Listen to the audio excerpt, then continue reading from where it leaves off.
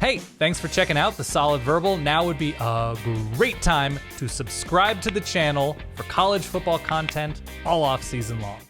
Dan, let's talk Oklahoma. Eddie Radosevich joining us now. He lists himself as a zero-time award-winning correspondent for Soonerscoop.com, where you can not only read his work, but hear his voice on the Unofficial 40 podcast. You can also hear him on the radio 4 hours every morning, Eddie, on the franchise 107.7 in Oklahoma City. Contractually obligated to do the fourth hour, but yes, it is. It's a long time on the radio. Yes. Yeah. How are you, man? Award eligible, by the way. 0-time award winning. Award eligible. That's correct. Very award eligible, but certainly not going to probably be getting anything from the Oklahoma Broadcasters Association. I go after them on the daily, so don't expect to be invited to any of the events. But yes, no, I appreciate it, guys. It's good to talk to you. Longtime fan, longtime listener, and this is. I mean this. This is like one of the highlights. I'm a little nervous. Don't be nervous at all. No, don't be nervous around us. My gosh.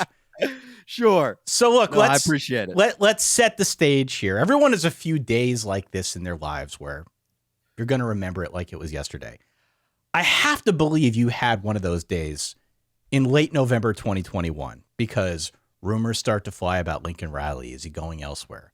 Then we hear USC. Then Lincoln does go to USC. I know on this end, for Dan and I, it caused a shockwave. We're doing live streams. Everyone's doing live streams, tweeting up a storm. What was Eddie's day like? Like, what'd you have for dinner? Did you have dinner? Walk me through that experience for you as an Oklahoma guy.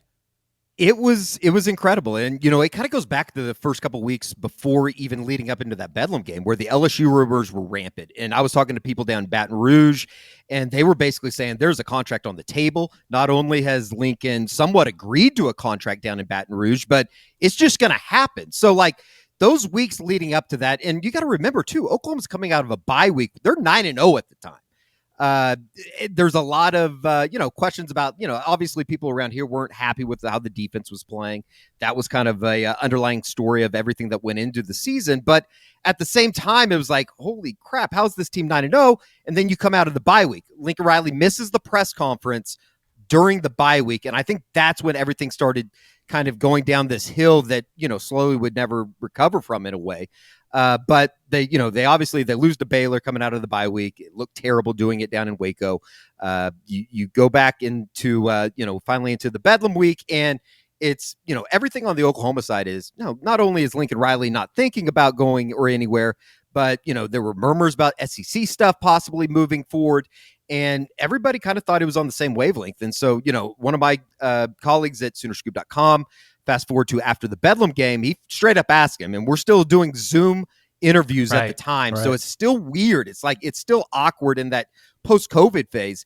And the question was, Lincoln, are you going to be the head coach at LSU next year? And it's kind of one of those things that we joke about now. It's like, if we would have been in person, maybe things go differently. He stops Carey mid-sentence, basically cuts him off, says, yes, I'm going to be in Norman. So we come back from what was a Bedlam kickoff and a 7:00 start that Sunday morning. I think it was the 28th, thinking, okay, we're going to reconvene in the afternoon. We're going to do our end of the year Unofficial 40 podcast. It's obviously been a disappointment, but the future of Oklahoma football seems well under Lincoln Riley. Everybody's going to be happy about it. They've gone to all these college football playoffs, historically awesome offenses, and everything kind of seemed to be calmed down. And I went to bed that night thinking, we're going to have to do the end of the year podcast. It's going to suck having to talk about the Bedlam loss and the way that game went up in Stillwater. But at the same time, it felt like you had dodged this bullet. And then, by 10:30, Bruce Feldman had come out with the report that USC's targeting Lincoln Riley. And it was almost kind of like, this is what you've waited for, because, from a Oklahoma standpoint, we hadn't been through a coaching search. We hadn't been through kind of that unknown of what was next, because when Bob retired back in the summer of 2016, which was a surprise to a lot of people, at the same time, it was, well, everything's going to be okay, because not only is Bob retiring, but Lincoln's taken over immediately. And they had like that passing of the baton press conference the day of. It was like a Saturday afternoon. It was the strangest thing. So this was even more just it encapsulated everything that was like the craziness of the last couple years in Norman. And then, ultimately the news comes out that he's going to take the job. And from that day forward, it was like, I remember we went over, Jason Kersey used to work at the Athletic, Ryan Aber from the Oklahoman. We all kind of convened outside of the Switzer Center, and it was just one of the strangest afternoons in Norman, not only because the season was over and the way that the season had ended from what was a promising start, but I mean, I remember talking to an assistant coach that's still on staff now that's pulling out of the Switzer Center, and he's like, I don't have a job. I don't know what's next for myself. Man. So it was wild. It was so unexpected, I think, because there was that, okay, he's not going to LSU. Everything's going to be calm as we progress into what was going to be a bowl season or whatever it, was to come next, and recruiting, things like that. And for it to kind of be swept, I think from the rug swept from a lot of people underneath the feet, it was shocking. But the next 15, 16 days that would come, but that went through the search and spending a lot of time out at Max Westheimer and, back and forth from Wiley Post to Max Westheimer and seeing who that, was going to come in on the next plane. It was kind of, I've said that it's a lot like Fraternity Rush in that I don't know if I'd ever want to do it again, but it was a lot of fun at the time, just from a, I guess, journalistic standpoint. From a journalistic standpoint, sure. So on that note, as you mentioned, the days that followed, the quote-unquote search, it seemed, at least from the jump, like Brent Venables was going to be the top target.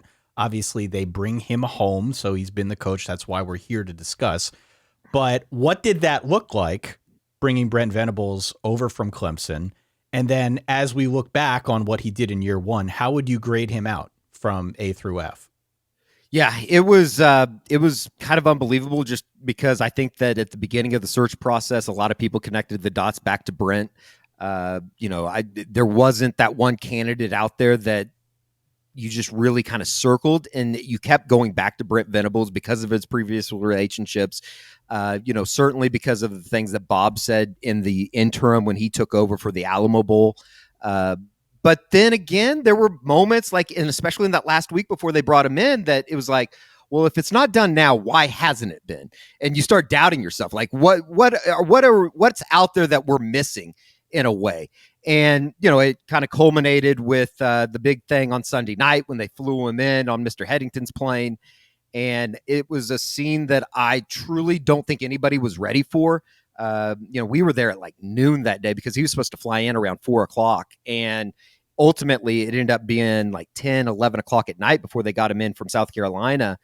And I mean, you're talking a very smallish airport in Max Westheimer down in Norman. And there were people it was like one of those scenes that you saw when the Beatles would come over to America and play. 5,000, 6,000 people standing outside an airport. Wow. People standing on top of the airport's roof. They had to make people get off the roof because they're people were trying to literally just see this guy get off the airplane. Is that against the law?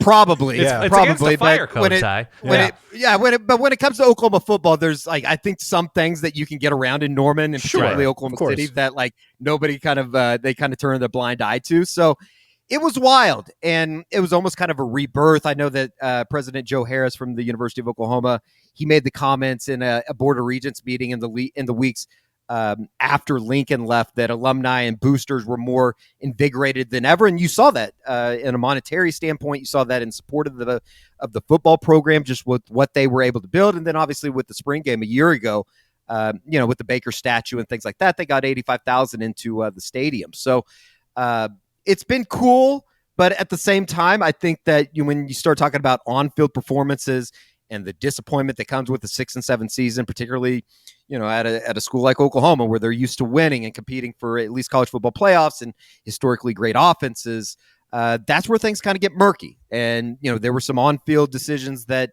weren't made at times, that when you're talking about the thinnest of margins and losing games in which you lose 4 of your last 5 on literally the last possession of the game, yep, all that stuff adds up. I mean, I don't have to tell you guys, it's kind of preaching to the choir on that type of stuff. So going into year number 2, it's super interesting. I think that, obviously everybody wants to see something of a defense take a next step. And historically in year 2 of Brent Venables, all those teams have taken those steps, and that's why it's so interesting right now going into the spring. As Oklahoma's kind of in the middle of their spring, we've been out to practice a couple times now, which I'm not complaining about. That was like being asked to go to a practice in the Lincoln Riley era was not the easiest thing to go about. So Brent's been completely open about that kind of stuff, and it's just kind of a wait and see mode. Unfortunately for Oklahoma fans, that's not going to happen for another 5 months, but you would think that they're progressing forward. So I guess letter grade, I don't know. I mean, you don't want to give anything too glowing. I think that there were some much needed changes that you probably didn't see on the field that came off the field. But at the same time, they're 6 and 7. So maybe a C-, C+ at best. That's fair. That would probably be somewhere that you would go as far as a letter grade. And it's certainly an interesting time when you talk about Oklahoma football, as far as leaving the Big 12, getting ready to go to the SEC, and all that kind of stuff. So what context should we know about last year? It's easy to watch, 49-0 and say, man, Oklahoma just fell apart and they couldn't figure out defense and they're getting worse and worse. And the TCU game, another low point where TCU just did whatever they wanted. But when you look at close losses, big losses, close wins, which there were, what is the important context to know about the 2022 team beyond everything being new? And in terms of how that context may be changing as we speak, what should we know?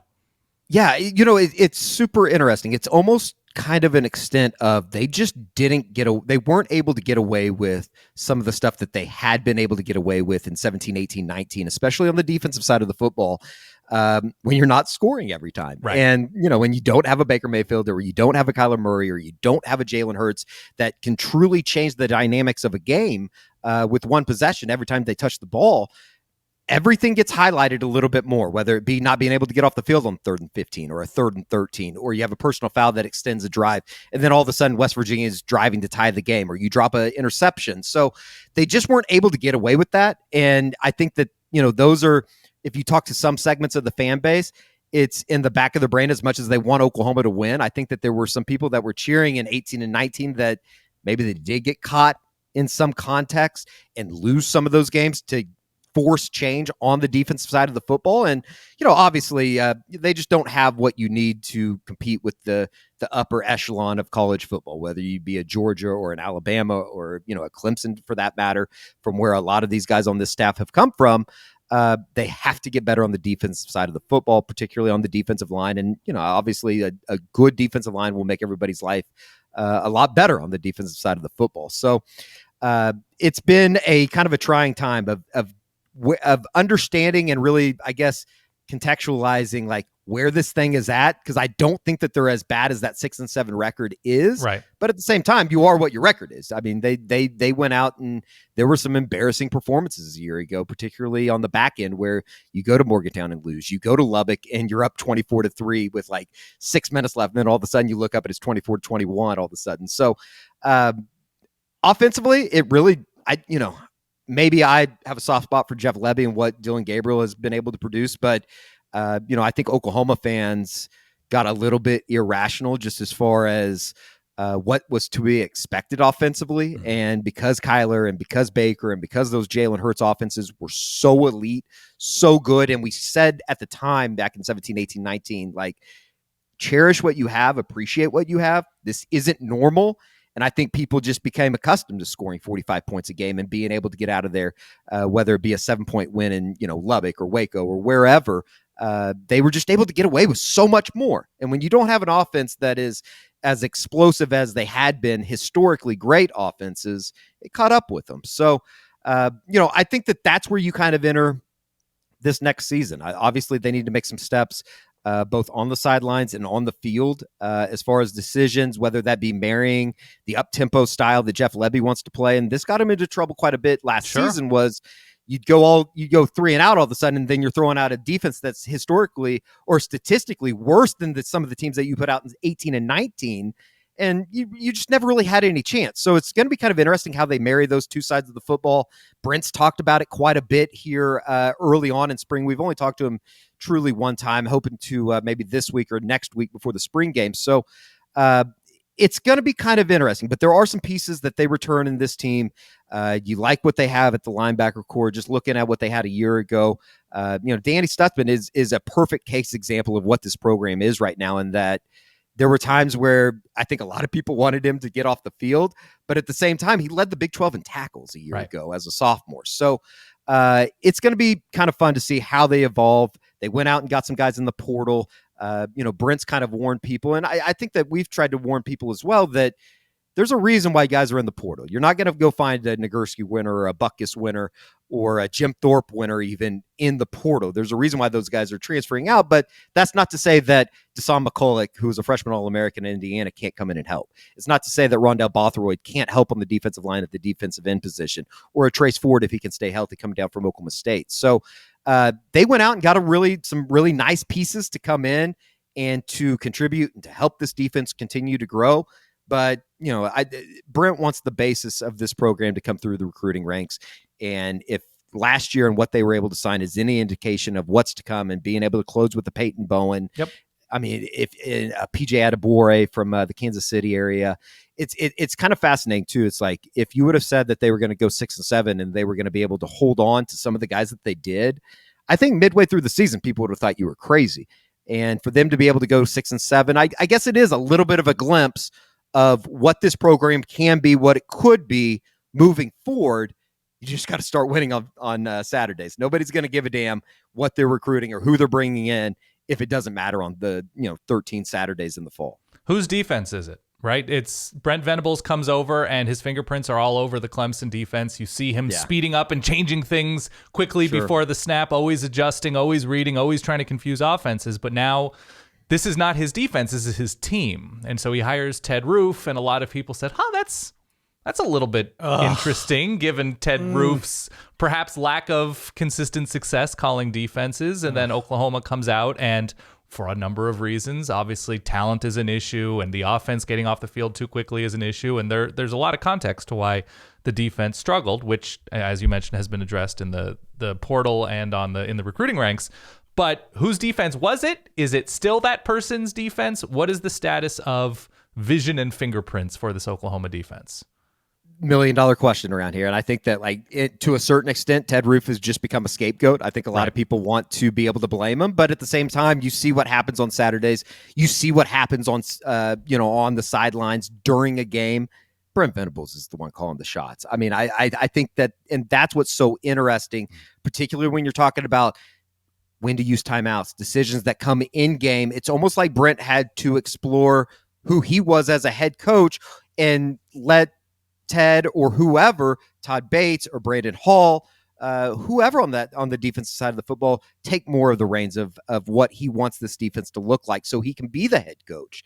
And, I guess in a way, and Oklahoma fans are probably going to like this, I think that that's one of the things that Lincoln Riley did so well, is that there was a seamless transition as far as you didn't see the head scratching decisions coming from the sidelines and, ultimately costing you games. Now, did they get away with that because they were just so damn good offensively? Sure. I think that there's a little bit to that, but at the same time, it is going to be interesting going into year number 2, how much of that has changed.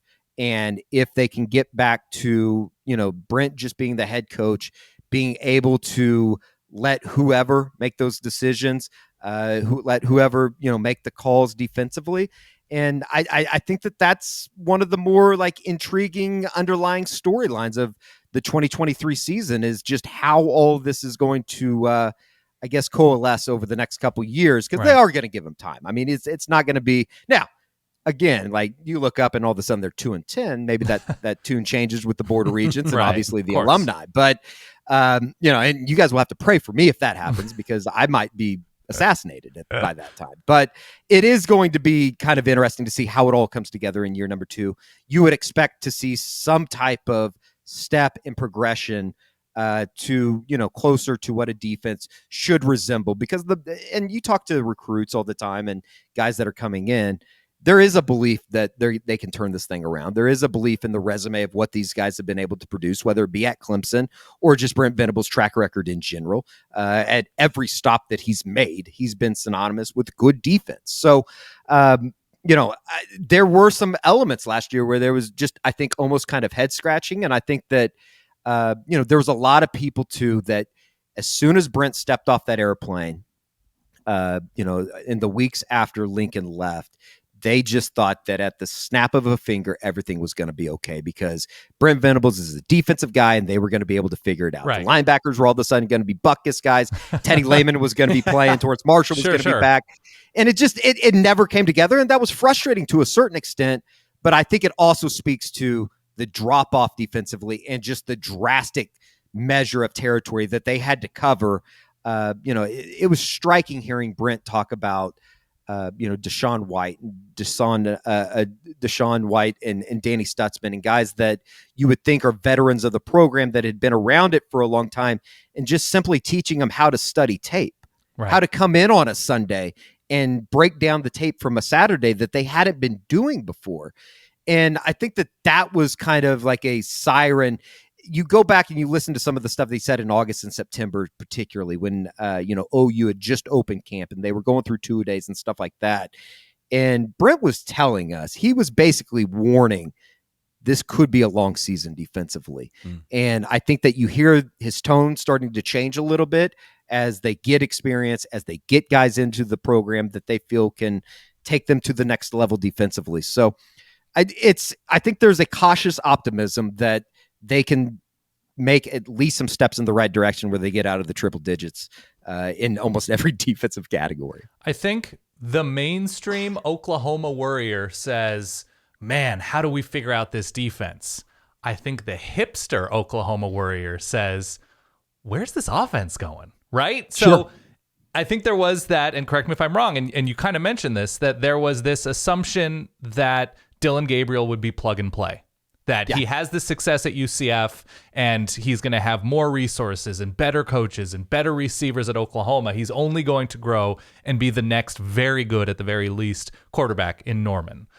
And now he gets beat up, and when he's in there, he looks solid to very good at times.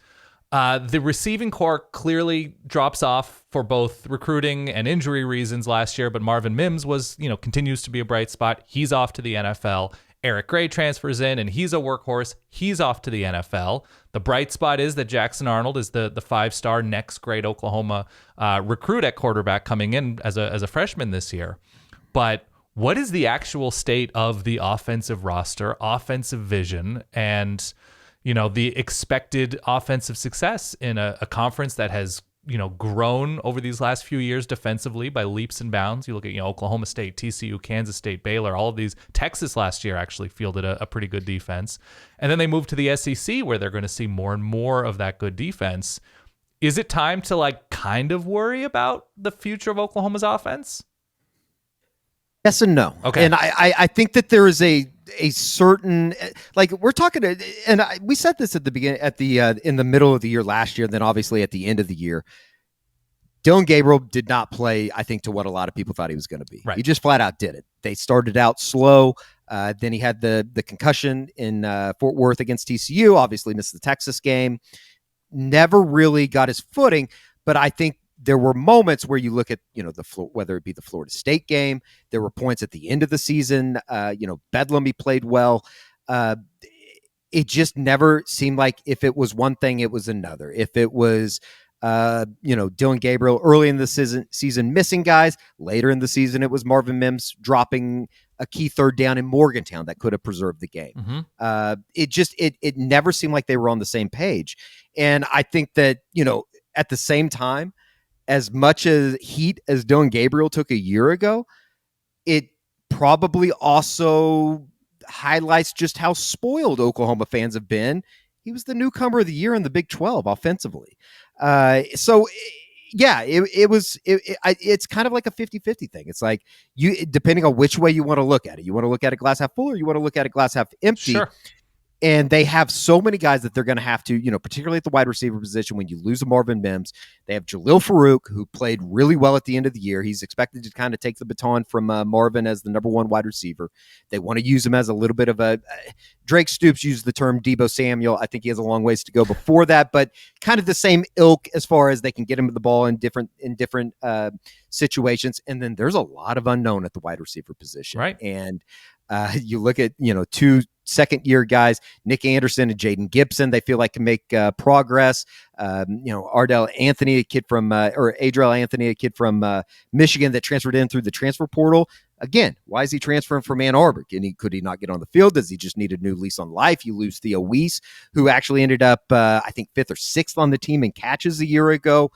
You lose Braden Willis. The tight end position's beat up right now. They have basically one guy in camp, quote unquote scholarship during the spring because Caden Helms and Jason Llewellyn are injured right now, and Austin Stogner, who transferred back from South Carolina, which is kind of interesting. Mm-hmm. So yeah, it's just, LV Bunkley Shelton, kid from Arizona State that I think a lot of people thought was going to be a participant and a contributor a year ago, really didn't see the field a whole lot last season. So who's going to be that guy? Right. Who's going to be the number 2 or the number 3? You have Drake Stoops and Gavin Freeman, who was put on scholarship at the end of last season, stepping into roles. But to sit here and say that you can list 3 or 4 guys and they're just going to be the guys that Dylan Gabriel can count on, I think a lot of that is hope, right? The running back situation is a little bit more, I guess, pleasing to the eye as far as what they are going to have to replace in terms of Eric Gray. You saw a little bit of a taste of that in the bowl game, whether it be Javonte Barnes, who has a boot on his foot right now. I think that's a broken toe. We'll see. And then Gavin Sawchuk. They were both great in the bowl game. On offensive line, has to replace 2 tackles. So, you start listing things, and unless you are just looking at this through a crimson and cream colored glasses, there are a lot of questions to be asked about what this offense is. There is a belief in Jeff Lebby. There is a belief in what they are trying to do offensively. And then, oh, by the way, you have, Jackson Arnold, who's in here, who, I think everybody feels like is going to be kind of the next savior at the quarterback position. But to say that you're going to look up and he's all of a sudden starting in the Cotton Bowl in game 4 or 5 next year, I think that's probably a little much. Dylan Gabriel's, this is his team. He's the heir apparent at that quarterback position coming, or the incumbent coming back in. And you just, at the end of the day, need him to play better than he did a year ago. And I think that there's a belief that he's a little bit more comfortable in the system. And because of his relationship with Jeff Lebby going all the way back to the days in Orlando, you hope that you get the guy that you saw down at the Cheez-It Bowl. Is the line in a good place? Obviously, they have one of the most decorated offensive line coaches in the country who decides not to go to USC and Bill Bedenbaugh. But where is that moving forward, especially as they make the transition in a year? There's a lot of guys that I think that they feel really good about. I think that, for instance, a guy that could be this next year's Anton Harrison, who played himself into the first round, Tyler Guyton. There's a lot of talk about what he could be on that offensive line. He played sparingly throughout the year, started some games at the end of the year, specifically when Wanye Morris was injured. And both those bookend tackles are going to be drafted at some point. Anton obviously going to probably go somewhere in the first round, or, obviously in the second round. So they feel confident about it. They like Andrew Rame. He returns. He missed the bowl game because of shoulder surgery at the end of the season. They have McCade Matauer back. Savion Bird's a guy that I think a lot of people feel like is in a good spot within the program. He started in the bowl game, and I think there's a lot to like. He's just pretty raw coming out of the DFW area. And then obviously they were able to get the late flip of Walter Rouse, a kid that was going to go from Stanford to Nebraska, ended up at Oklahoma. Mm-hmm. And it was another one of those late wins that it's like it kind of not necessarily reinvigorated anybody, but it did make you think okay, maybe there is a selling point of what this staff is trying to do out on the recruiting trail. People are buying into at some point. And sure, NIL, I think, had a little bit to do with that as well. But at the same time, they feel like they have a bunch of bodies. How's that come together? The offensive line was probably a little bit better than people wanted to give credit for a season ago. But, I think as good as Bill Bedenbaugh's groups have been over the last couple of years, dating back all the way back to the Joe Moore team that won it in 17-18, they start slow, and that's where people get a little bit antsy and a little bit impatient with that thing coming together. And they're going to have to come out, for a lack of better terms, guns blazing a little bit earlier this season. It's not the hardest non-conference schedule in the entire world with Tulsa, Arkansas State, and SMU, but SMU did go out and get some guys from the SEC. They have a good coaching staff, and that game could be one of those games that you look up that Oklahoma's been kind of become known for, where how the hell is this a game in the fourth quarter? Yep. Eddie, let's zoom out for a second, because Brent Venables was an prominent assistant for 30 years before he took this gig. For sure, he's had proximity to greatness, but it is different when the buck stops with you. I think that's part of the reason why Dan and I weren't more bullish about Brent Venables. We all agreed that it was a very good fit, but there is definitely a difference when you take the reins and suddenly you're the ones calling the shots. We didn't know how he would deal with that added responsibility. Do you have any sense for what that learning curve was like for him? Like, not just in terms of the on-field record and what we saw from the defense or the offense specifically, but maybe from the perspective of people who worked with him, assistants, support staff, those around him who are kind of, I don't know, witnesses to him learning how to be this guy. Yeah. And, I think that that's kind of the uncomfortable conversation that not a lot of people around here want to have is, what if this doesn't work out? Right. And I think that is one of those things that, like, when you look back at some of the in-game decisions or the ways that they lost games last year, that gives you a little bit of pause. Like, can he do this? And I think that it's, every person to a man, whether it be alumni of the school, former players, anybody that has ever met Brent, you spend 5 minutes with him and you can tell why he's a great recruiter. You can tell why everybody that comes into contact with him down in Norman loves him to death and they want him to succeed. And I think we'll probably, if this thing never gets turned around, he'll probably get some added bonus time because people believe in him so much.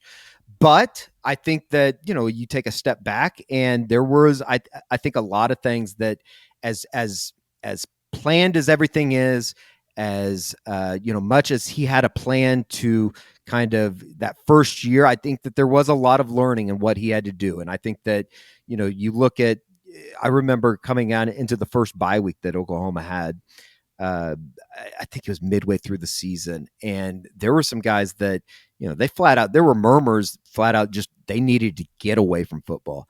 They were in the facility from 8 a.m. to 8 p.m.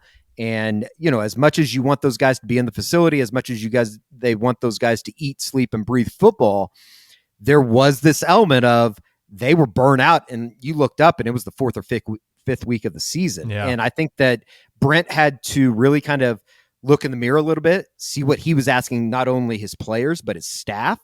And like, did he burn them out too quickly? And, they talked about being physical throughout camp so much that it was almost like you got to the first game and everybody was tired. Everybody was almost tired. And it was September 1st, September 2nd. So, I am interested to see what kind of changes they make moving forward, what kind of changes they're going to make to the schedule here. Certainly during the spring, I think that they've made some. I think that he leaned on a lot of guys. It's kind of interesting, the guys that he brought in the support staff role, whether it be Matt Wells from a year ago, from Texas Tech, or, here most recently with Seth Luttrell coming back from North Texas to Norman. So he has other guys, other head coaches that I think he can really kind of lean on, trust. And it's going to be kind of fun to see how this year 2 goes as opposed to year 1, that I think if they, you put all true serum in him, he probably would have gone about doing things a little bit differently than maybe he did the first time around. And, I guess to a certain extent, there's only one way to learn from all of that, and that's by going through that. And, as much as Oklahoma fans don't want to hear it, failing to a certain extent in that first year by Oklahoma standards. Well, I mean, look, one of the best recent examples of a new coach learning, Dave Aranda. Dave Aranda's first year at Baylor, there were a lot of warts that he had to deal with in the offseason. He came out the next season, he changed his game plan. I think we talk about it often, about what he did on fourth downs, how he got more aggressive, just little tweaks. He was smart enough to recognize where his shortcomings were. He put new systems in place, and Baylor was a much, much better team. So there's no reason that Brent Venables can't do something similar, but you have to have that self-awareness. Shifting gears a little bit to the recruiting side of things, if we can. I asked this question on our last episode when we talked about LSU and Brian Kelly. I think it's even more interesting for Brent Venables in Oklahoma. The recruiting, as you said earlier, has remained very, very strong. Clearly, recruits are buying what he's selling. I'm just wondering if the pitch has changed at all now with Brent Venables as compared to Lincoln Riley.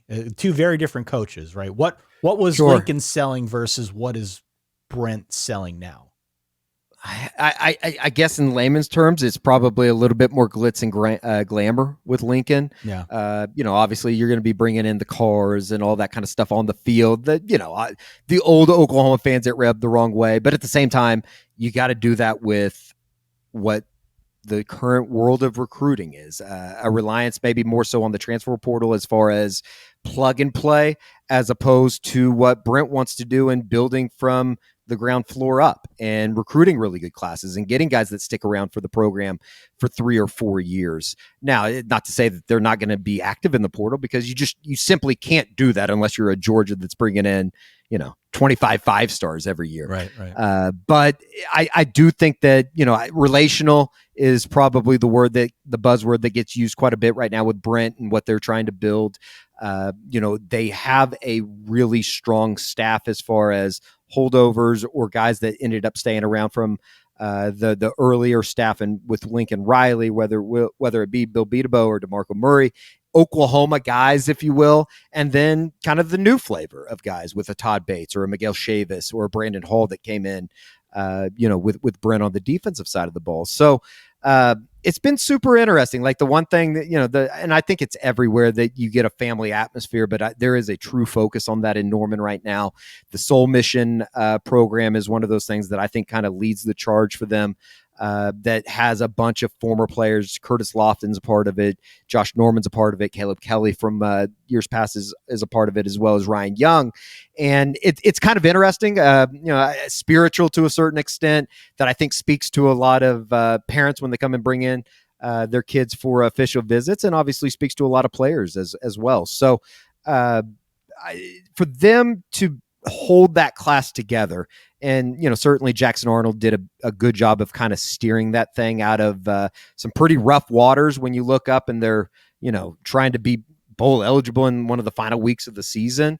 I think when Colton Vasek decommitted, there was a lot of people, and this is kind of in the wake of that 49-0 ass whooping at the Cotton Bowl, that thought, here we go. You're going to look up and all of a sudden this team's going to be in the mid 30s in the recruiting realm. And it went the other way. And they were able to get a Peyton Bowen at the end of the cycle. As weird as that all ended, they were able to hold on to a PJ Adebore. There's something that players are buying into. I think a part of that is the pitch. Another part of that, though, is just simply the message that everything is going to be okay once you get the players in. And the resume that these guys have, particularly on the defensive side of the football, there's a lot of leeway there. There's a lot of buy-in that I think a lot of kids can kind of relate to, and there's a lot of opportunity in Norman as well, especially on the defensive side of the ball for somebody to be able to come in and play immediately. So it's kind of interesting. Like they're pretty polar opposites as far as I think the way that they go about their recruiting pitch, but at the end of the day, it's almost kind of like Texas in a way. Oklahoma recruits itself to a certain extent, and with the tradition and the history that school has, it's a pretty easy sell. I remember talking to Miguel Chavis just as far as like what that pitch is like, and this is his first real position coaching job, and being able to walk in with OU on the shoulder, or, the Jordan brand, wherever. It gives a little bit of an added bonus to maybe some other places that you would try to recruit and be a little bit harder. So it's been kind of fun and fascinating to watch here over the first, I guess, year and a half as we enter the second spring under Brent. And I think that if they can keep that recruiting the level that it is right now, it would be hard to think that it's not at some point going to come together defensively. Yeah. Where's the headspace of the fan base, internally within the program with regard to the move to the SEC in a year? It's obviously a major step up in terms of platform and glitz and status that comes with the SEC, which is poised obviously to be, along with the Big Ten, the two major conferences moving forward in the sport. Oklahoma has a history of being one of the two big boys everywhere. Big 8, Big 12. They have that path to the postseason that is paved with, I would say, slightly easier gravel, whatever you want to call it. They're now going to be like the 7th biggest program in their conference as opposed to one of the giants, one of the Titans. Does that weigh in at all, or are people just excited to be, moving up to the show essentially? Yeah, I think that there'd be a lot of people that would probably say, well, now wait a second, they're not, the seventh. I think that would that would cause a civil war in Oklahoma. But no, I understand what you're saying, and I do think that there is a certain level of, for the majority of the fan base, they feel like the passion that reigns through the Sooner State matches with what you see in Arkansas across the border, or Alabama, or Mississippi, or Florida, or Georgia, or wherever. I think that maybe the ideals of the programs align probably better with a passionate fan base, but I think to a certain extent there are a lot of people at the same time that are maybe a little naive to what they are getting into, and thinking that this is going to be a seamless transition. There's going to be some bumpy spots, just like there were some rough patches through Brent's first year. To the same extent, though, I can't remember a time where people were more excited about the future of Oklahoma football with what's to come. Me professionally, it couldn't have gone better. I'm excited about it. If nothing else, just getting to new places and seeing new experiences. And that's not a hit on Ames or Manhattan or Lubbock or wherever. I love going to those towns. But I'm also a little bit of a weirdo. I'm a little bit of a degenerate as far as that kind of stuff goes. But I think that there is a certain excitement. There was a significant amount of people that traveled down to whether it be Knoxville in 2016 when Baker and that group went out there, or wherever, and the run-ins that Oklahoma's had, whether it be on the softball diamond here over the last couple of years in the Women's College World Series with some of the SEC schools, and or basketball, baseball, and that kind of stuff. I think that there was no greater example of just kind of how naive Oklahoma fans were spending 2 weeks in Omaha this past summer for the College World Series. And I mean, it was 90-10, basically, Ole Miss fans. And obviously that's a rabid fan base. And I think the fan base probably travels a little bit more differently for football than they would baseball. But at the same time, I think that everybody is kind of looking around and preparing for this move, and you still are a year out, but there still is an anticipation. There still is an excitement for what's to come. And if nothing else, it's just, I think, to make Oklahoma fans feel like they are a part of something that maybe they had been longing for in a way, if that makes sense. And they just, I think that Oklahoma fans truly feel like they can, for the most part, go play with the big boys. And there's always been something about when Oklahoma plays an SEC school, whether it be in that Tennessee game a couple years ago, or, Tennessee coming here, or Alabama in the Sugar Bowl, that has become kind of infamous around these parts as the Trevor Knight game. So it's just, it's wild. It's kind of crazy, but there is, I think, also this level of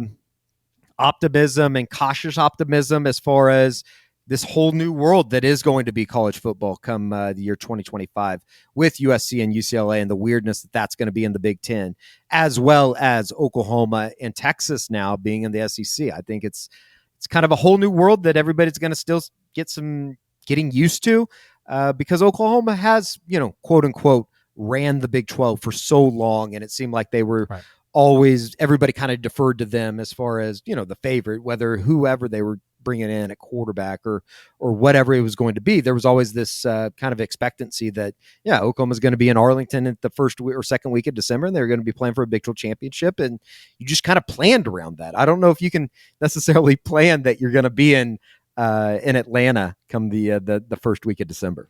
A lot of the time when we look at teams joining new conferences, it is a smaller program joining a larger conference, and they need to sort of upgrade things. Obviously, Oklahoma is second to none in terms of being a major national program.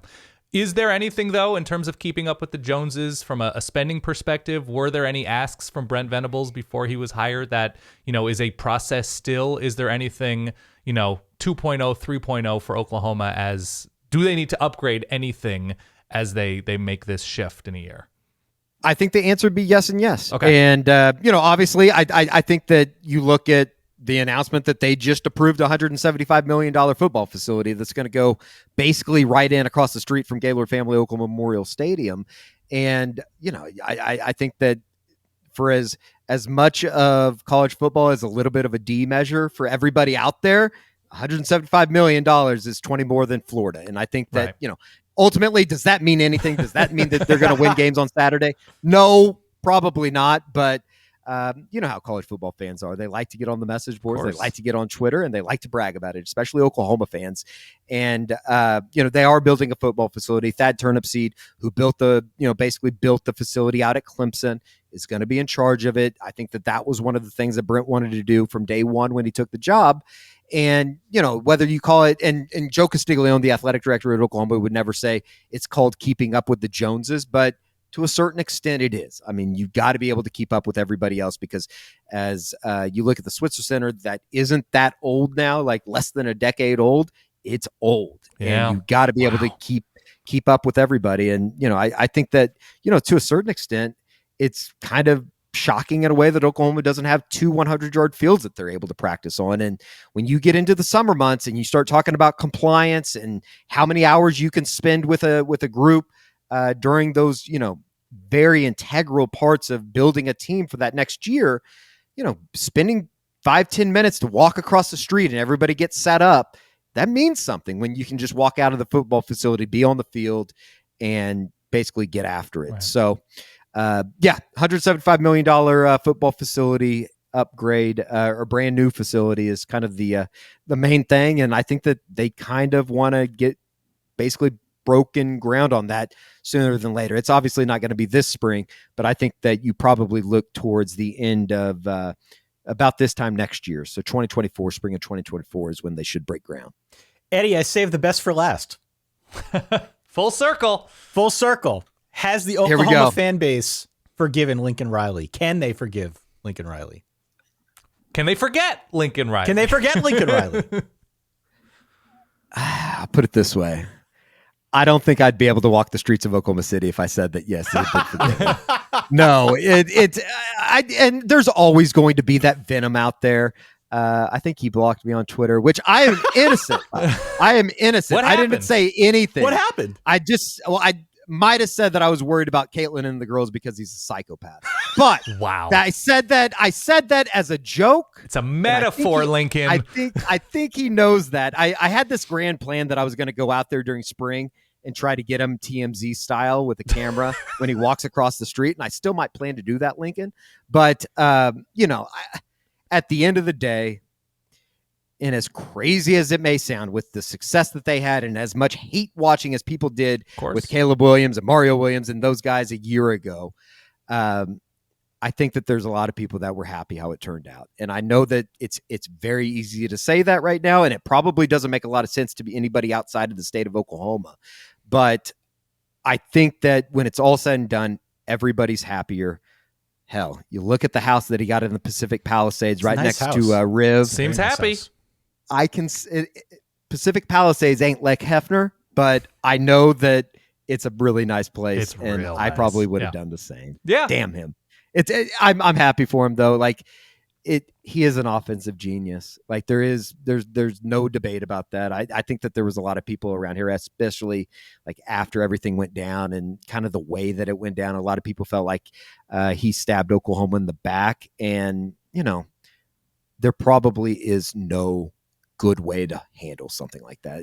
It kind of is what it is. But at the same time, it would also be a little bit upsetting if there wasn't that outcry from the fan base. There's a reason why Oklahoma fans are so passionate about this sport, and it's because of stuff like that. And, obviously nobody asked for it and nobody wanted it to happen.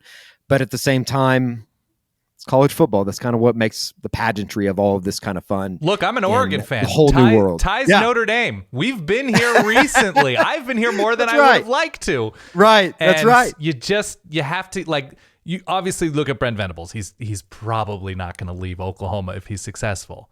Sure. But like you said, it's college football. There's nothing to be taken for granted. There's nothing better than college football Saturdays. I stand by that. Was raised on it. Yep. kind of born and bred into it. So it's a way of life, and the countdown begins to the start of August and camp and all that kind of stuff. But we got to get through spring ball first. Look, if the TMZ plan doesn't work, I mean, you got to put blocked by Lincoln Riley in your Twitter bio. You're an Oklahoma guy. Would that not give you instant cred? I think everybody knew at one point. I blew it up there for a while. It just. I was in it. I kept getting tagged by people that were saying some very derogatory things about the gentleman. Yeah. And I want to say that I was assassinated by association, but it is what it is.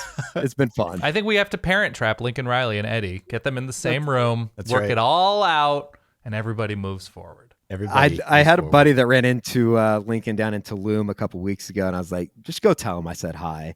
And I guess he did, and he started laughing. So okay, I think we're in good headspace.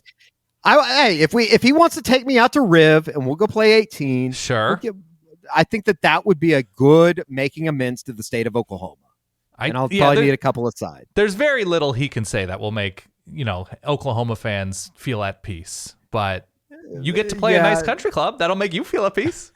That would bring me to peace if he wants to throw Caleb Williams back in the deal. Yeah. I think Oklahoma fans would then officially call it a safe deal. Everybody's okay. Yeah, there you go. Fair enough. The Secretary of State, Eddie Radosevich, joining us here on the Solid Verbal, giving us all things Oklahoma to chew on. Eddie, we appreciate your wisdom. Remind the folks where they can find you. Yeah, just Eddie Rado, Eddie_RADO on Twitter, and then Soonerscoop.com. Obviously, it's kind of an interesting time right now with, obviously the state of the Oklahoma spring, basically midway through, which is kind of weird to say. It feels like this thing always kind of sneaks up on us, and then we'll be doing the whole Kyler Murray statue coming up at the Oklahoma spring game, kind of like they did a year ago for Baker Mayfield. And I guess it's, if nothing else, just another memory of how historically great some of those offenses were. I still think that there's a certain segment of the Oklahoma fan base that goes, that's just college football. That's how they do it. No, that's not exactly. It was historically great, and I think everybody should be appreciative of that.